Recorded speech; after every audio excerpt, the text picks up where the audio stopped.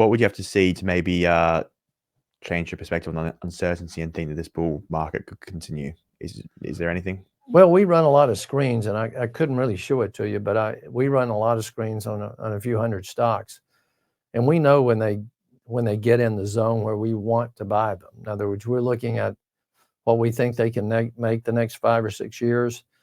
We discount that back for inflation, and then we try to buy lower than that. None of those are really.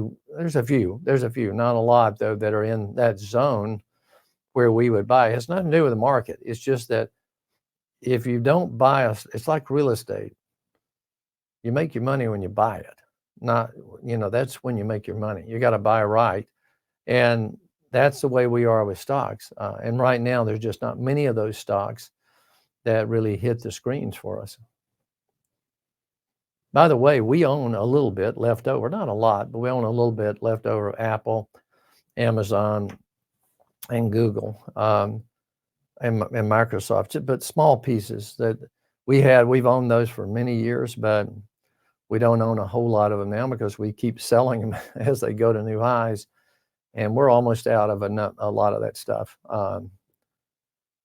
But if you go to people today and say, I'll take Apple, for example, number one owned stock amongst professionals and individuals. If you go to an individual today and said, hey, I want you to sell your Apple or sell part of it, you might as well say, well, let me kidnap your kid for a year. I mean, it's like, we're never going to do that.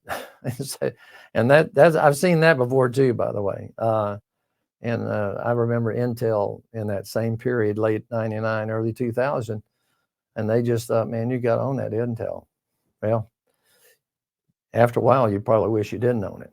And that's just the way these things go. I'm not laughing at it. That's just the marketplace. You have to buy things when they're priced right and not get caught up in outside noise on it.